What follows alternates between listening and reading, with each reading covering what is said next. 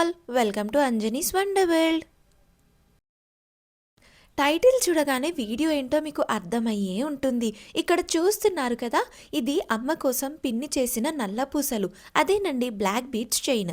మేము దీన్ని ఎలా చేశామో ఈ వీడియోలో మీకు చూపించబోతున్నాను.